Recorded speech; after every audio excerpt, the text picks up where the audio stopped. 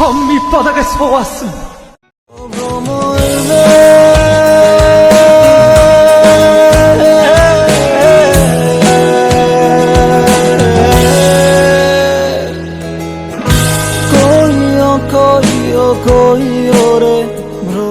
সন্ধ্যার মাঝে ভিকের অফিসে পৌঁছাতে বলা হয়েছে তেহিয়ংকে।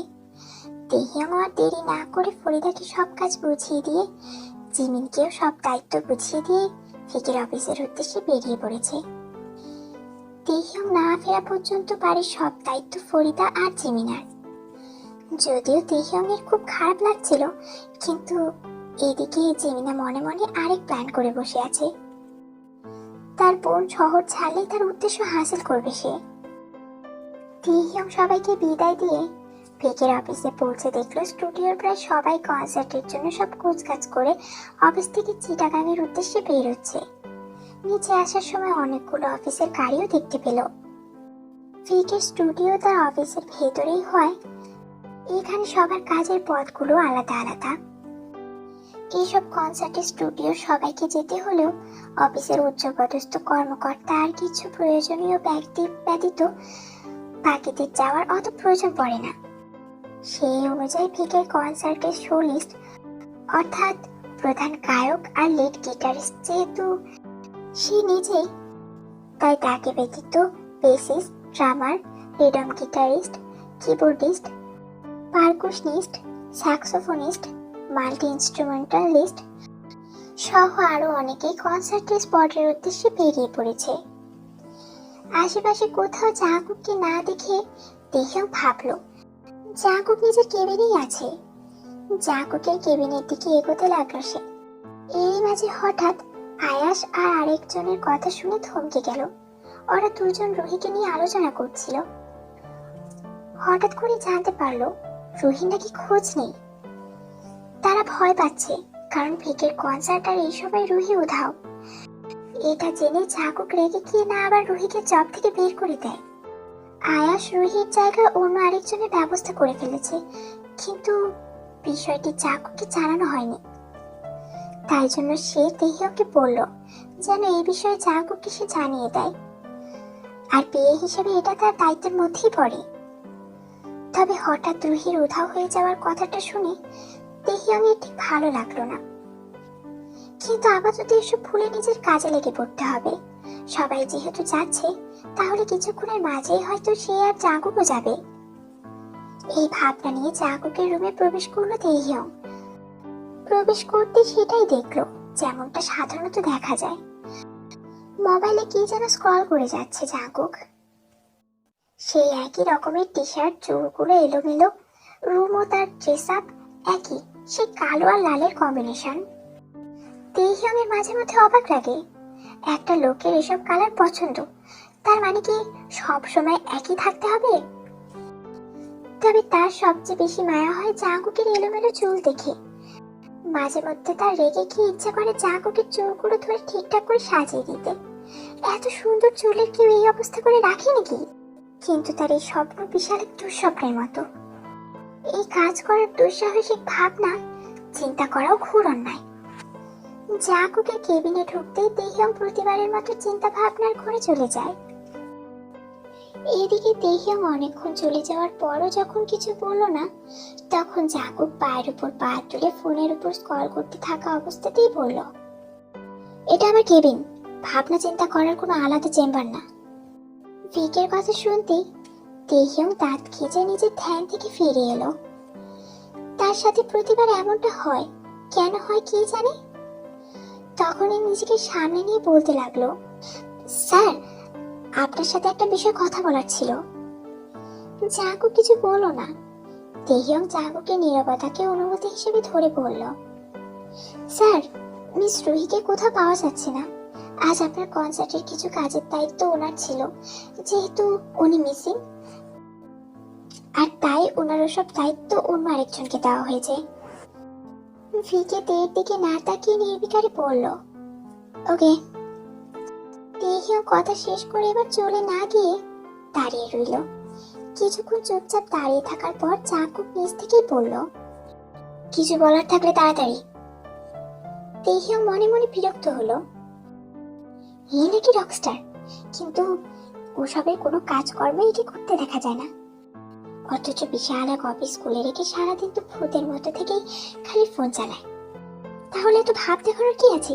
কে জানে, মনে হয় 1 মিনিট নষ্ট হলে তার দুনিয়া গায়েব হয়ে যাবে।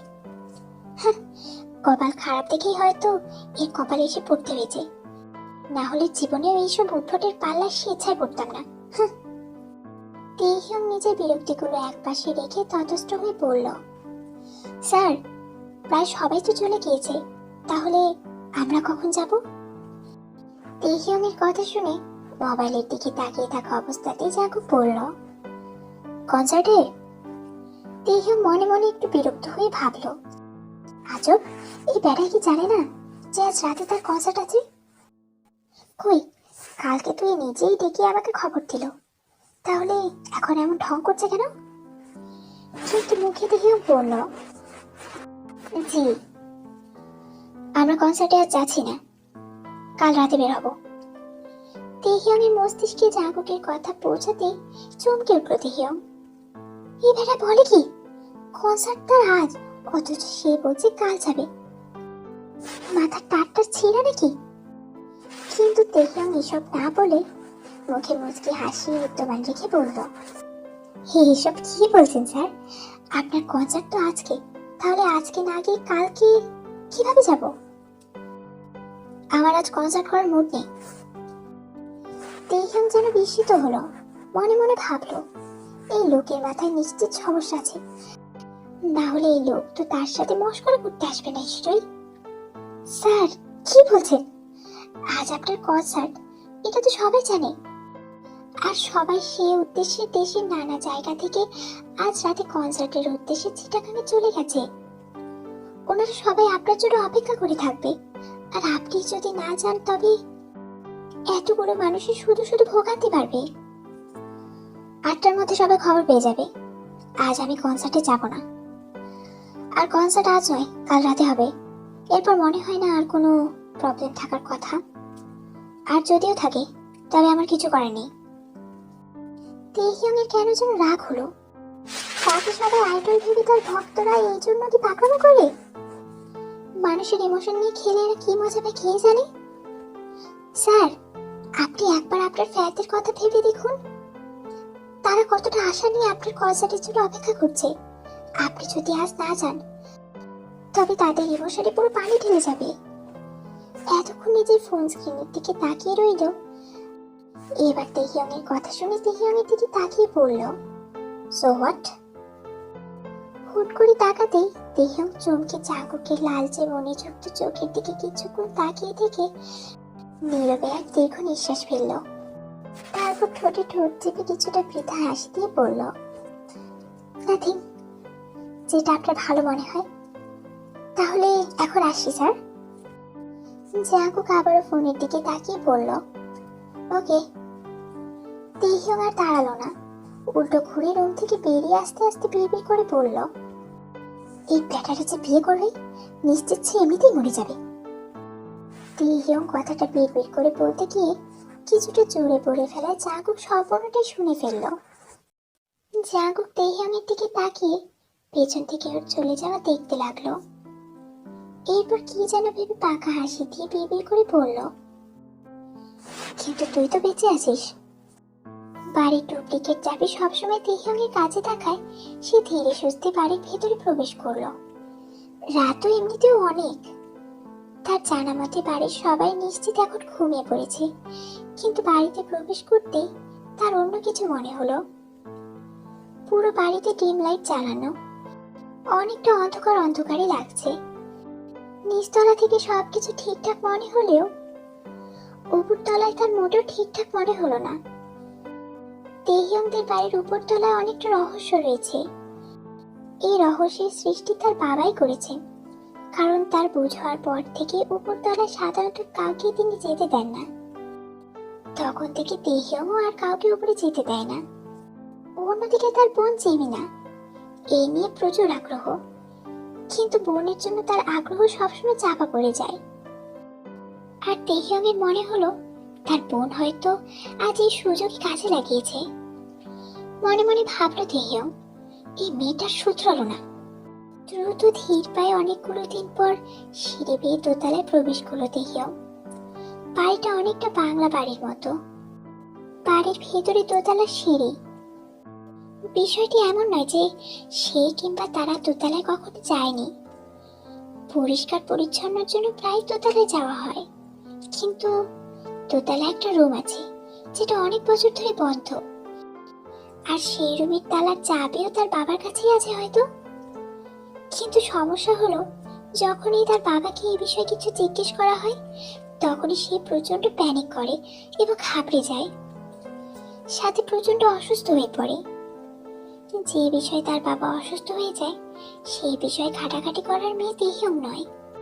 দেহিয়ং খুব ভালো করেই জানে জিমিনা নিশ্চয়ই তার বাবার কাছ থেকে চেয়ে ওই রুমের চাবি বের করেনি। নিশ্চয়ই ও আগে থেকে এসবের পরিকল্পনা করেছে। জিমিনা নিজের ফোনে লাইট জ্বালিয়ে দোতলায় যেতেই দেখলো সেই রুমটার ভিতর থেকে মৃদু আলো বেরোচ্ছে। দেহিয়ং দেরি করলো না, রুমটার কাছে যেতেই দেখলো রুমের তালা আর দরজা দুটোই খোলা। দেহিয়ং নিমিষেই দরজা খুলে ভেতরে প্রবেশ করে মৃদু স্বরে রাগান্বিত কণ্ঠে বলল, জিমিনা। হঠাৎ অনাকাঙ্ক্ষিত পরিচিত কণ্ঠস্বর শুনে জিমিনা চমকে উঠল। সঙ্গে সঙ্গে হাত থেকে একটা ছোট্ট বাক্স নিচে পড়ে গেল। হঠাৎ করে তার মস্তিষ্ক হিসাব মেলাতে পারল না যে সে আদৌ ঠিক শুনছে কিনা। তবে পেছনে ফিরে চোখে মুখে ফ্ল্যাশ লাইটের আলো সঙ্গে দেহিয়ংকে কিছুটা ভীতিকর মনে হতেই জোরে চিৎকার দেওয়ার জন্য মুখ হা করে শব্দ বের করার আগেই হয়তো তার মস্তিষ্ক তাকে জানান দেয়, থেমে যা জিমিনা, এটা তোরই নিজের বোন দেহিয়ং। জিমিনা সঙ্গে সঙ্গে দু হাত দিয়ে তার নিজের হা করে থাকা মুখ শক্ত করে চেপে ধরল। এটা দেখে দেহিয়ং ভ্রু কুঁচকে ফেলল।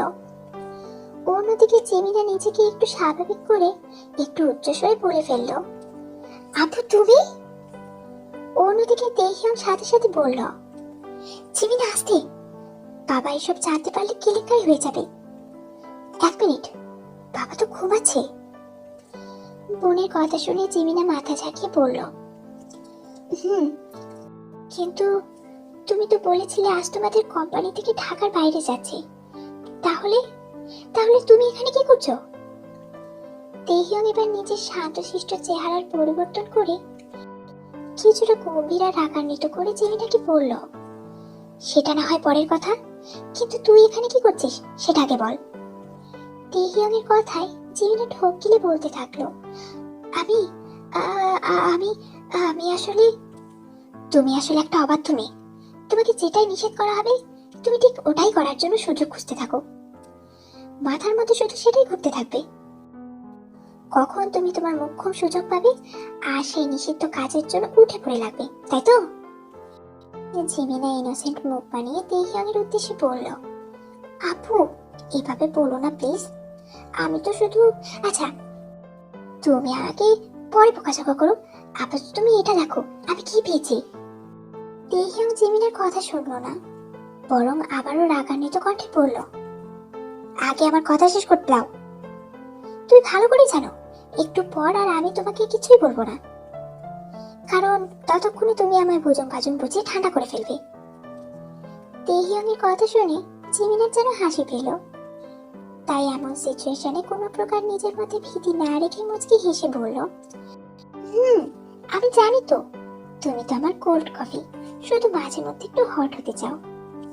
জিমিনা, ওফ বাদ দাও না, প্রমিস করছি আজকের পর আর এমন কিছু করবো না। কিন্তু মনে মনে ছোট করে বলল, এই কথা সত্যি না? দেহিয়ং ভ্রু কুঁচকে বলল, হ্যাঁ, তোর প্রমিস আর ফাটা বেলুন দুটো এক। যতক্ষণ বেলুনে বাতাস আছে ততক্ষণ তোর প্রমিস আছে। জিমিনা বোনের কথায় মৃদু দাঁত খিচে বলল, আচ্ছা এত কেন বকাবকি করছো?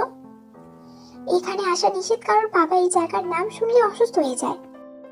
এখন তুমি বলো, আমাদের বাড়িতে এমন একটা রহস্যময় ঘর আছে, অথচ তোমার মাঝে কখনো কৌতূহল জাগেনি যে রহস্যের কারণ বের করি? দেহিয়ং নির্বিকারে বলল, না, কারণ আমি কোনো ডিটেকটিভ নই। বোনের কথা শুনে জিমিনা হতাশ হলো। তার এই বোনটা এমন কেন, শুধু শুধু মিথ্যে বলে? আমি জানি তুমি মিথ্যে বলছো, জানিস যখন তাহলে এটাও জানার কথা আমি কেন এসব নিয়ে মাথা ঘামাই না। যে কাজ করলে বাবা অসুস্থ হয়ে যায় সেই কাজ আমি কখনোই করব না। এটা সত্যি, তবে পুরোপুরি নয়। আসলে তুমি চাইলেও এতদিন এই ঘরে আসতে পারোনি, কারণ তোমার কাছে এই ঘরের চাবি সন্ধানই ছিল না। আর আমার গুণধর বোন যখন খোঁজাখুঁজি করেও চাবি পেল না, তখন সে এইসব নিয়ে ভাবাই বন্ধ করে দিল। কিন্তু তার মানে তো এই না যে তোমার এই ঘরটা নিয়ে কোনো কিউরিয়াসিটি ছিল না। আসল কথা হলো তোমার মাঝে এই ঘরটা নিয়ে কিউরিয়াসিটি ছিল, আর এখনো আছে। তেহিয়ং জিমিনার দিকে চোখ ছোট ছোট করে তাকিয়ে বলল, চাবি কোথায় পেয়েছিস? জিমিনা নিঃশব্দভাবে হেসে ফেলল, আর কিছুটা ভাব নিয়ে বলতে লাগলো, মাম্মা, আই এম জিমিনা শিকদার। এইসব আমার পা হাতের খেল। এই মাঝরাতে ঢং শুরু করলে মার খাবে কিন্তু। দেখ, কথায় কথায় ছাড়ি দাও শুধু। এই চাবিটা আমি বাবার রুমের যে অনেক পুরনো এই বিশাল মাটির বড় ফুলদানিটা আছে না, ওটার তলায় কস্টিক দিয়ে লাগানো ছিল, ওখান থেকে নিয়ে এসেছি। জিমিনার কথা শুনে তেহিয়ং ভ্রু কুঁচকে বলল, এই রুম বাবা বন্ধ করেছে যখন থেকে আমার বুঝ হয়েছে, ঠিক সেই সময় থেকে। এতদিন পর্যন্ত চাবি তো বাবার কাছেই ছিল হয়তো। তাহলে তুই কি করে জানতে পারলি চাবি ফুলদানি নিচে ছিল? কারণ বাবা অসুস্থ হওয়ার আগেও তো কখনোই ঘরে আসতো না, আর অসুস্থ হওয়ার পর তো তার একার পক্ষে এখানে আসার কোনো সম্ভাবনাই নেই। তবে এটাই তো জিমিনার খেলা। আরে আমি চাবিটা ওই ঘরে অনেকদিন ধরেই খোঁজাখুঁজি করতাম। বাবার উপস্থিতিতে তো আর রুমে গিয়ে তল্লাশি করা যাবে না, তাই বাবা ঘুমালে কিংবা যখন ওই রুমে থাকতো না তখন খুঁজতে যেতাম। কিন্তু সমস্যা হলো আমি এত খোঁজাখুঁজি করেও চাবি পাইনি। কিন্তু কিছুদিন আগে বাবার একটা কাজে আমার সন্দেহ হয়। বাবা যতক্ষণ ওই রুমে থাকতো ততক্ষণ তার নজর ওই ফুলদানির দিকেই থাকতো। শেষে কি যেন একটা ভেবে আমি ওই বড় ফুলদানিটার কাছে যাই। যদিও আগেও আমি ফুলদানির ভেতরে খোঁজাখুঁজি করেছি, কিন্তু কিছু পাইনি। কিন্তু এবার আর হাল ছাড়লাম না। ফুলদানির উপরে ভেতরে আগা গোড়া চেক করার পর ওটা উল্টে দেখি নিচে কস্টেপ দিয়ে চাবিটা সাবধানে আটকে রাখা। তেহিয়ং একটা দীর্ঘ নিঃশ্বাস ফেলে বলল, তার মানে বাবা এই জন্যই ওটা কাউকে ধরতে মানা করতো, শুধুমাত্র বাবার মায়ের স্মৃতি এই জন্য। যেটাই হোক, এখানে আর থাকার প্রয়োজন নেই। বাবা যেহেতু এত কলা কৌশল করেছে, তবে নিশ্চয়ই কোনো কারণ আছে যাতে আমরা জানতে না পারি। সেই ক্ষেত্রে এসব নিয়ে মাথা ঘামানোর একদম প্রয়োজন নেই। এখন চাবিটা দিয়ে আমায়। উফ, তুমি কি আমায় গাধি ভেবেছো? আমি জানি তুমি এখন আমায় চলে যেতে বলবে, পরে ঠিকই আবার নিজে এখানে আসবে। শুধু শুধু ভাব দেখাচ্ছ কেন? আর এত যে বাবার অসুস্থের কথা বলছো, বাবা তো ঘুমিয়ে গেছে। বাবাকে যদি এ বিষয়ে আমরা কিছু না বলি তবে বাবা জানবে কি করে? আরেকটা কথা সত্যি করে বলতো, ওই ফুলদানির ভেতরের চাবি কিন্তু তুমিও খুঁজেছিলে, তাই না? জিমিনার মুচকি হেসে বলা কথায় তেহিয়ং চোখ ছোট ছোট করে বলল, মাঝরাতে আর মিথ্যা না বলি। আর তুই তো সবই জানিস, এখন আবার জিজ্ঞেস করার কি আছে? এখন এটা বল, তুই কি পেয়েছিস? ও, দেখাচ্ছি। জিমিনা প্রথমে মাটি থেকে একটা ছোট্ট বক্স বের করে তেহিয়ংয়ের হাতে দিল। তেহিয়ং কাঠের বক্সকে দেখে বলল, এটা কি? খুলে দেখো। তেহিয়ং জিমিনার দিকে একবার তাকিয়ে বক্সটা খুলতেই একটা ছোট স্টার শেপের লকেট সহ সোনার চেন পেল। কিন্তু চেনটা সোনার হলেও লকেটটা অন্য কোনো ধাতুর, আর একটু অদ্ভুত, সাথে কিছুটা 3D টাইপের। পেছনে আবার খুব ছোট একটু ফাঁকা অংশ আছে, কেমন যেন এক অদ্ভুত ছোট গর্তের মাঝে চিহ্ন আঁকা। জিনিসটা দেখতে যেমন ইউনিক, তেমনই অসম্ভব সুন্দর। জিমিনা তো মনে মনে ঠিক করে নিয়েছে এটা সে নিজে ব্যবহার করবে। এরই মাঝে দেখিও জিনিসটা হাতে নিয়ে বলল, এটা এখানে এলো কি করে? তখনই জিমিনা ভ্রু কুঁচকে বলল, এটা তুমি আগেও দেখেছো? তুমি না বললে তুমি এখানে কখনো আসোনি? আরে এটা তো আমারই, আমার বুঝার পর এটা কয়েক বছর আমার গলায় দেখেছি, এরপর হুট করে একদিন হারিয়ে ফেললাম। এর জন্য সে কি কান্না! বাবা মা সহ সবাই কত খোঁজাখুঁজি করলো, কিন্তু শেষে তো আর পেলামই না। আর আজকে এটা দেখছি এখানে। বোনের কথা শুনে জিমিনার ভ্রু কুঁচকে তেহিয়ংয়ের দিকে তাকায়। অন্যদিকে তেহিয়ং ও জিমিনার দিকে সন্দেহান চোখে তাকিয়ে দুজনে একসাথে বলল, তার মানে কাজটা বাবাই হয়তো করেছে। তবে তেহিয়ং আবারও বলল, এই ঘরে হয়তো আরো রহস্য আছে, এসেছি যখন তবে সবটা খুঁজেই যাব। এই ঘরে এমন আছেটা কি? তেহিয়ং এর কথা শুনে জিমিনা বাঁকা হাসলো।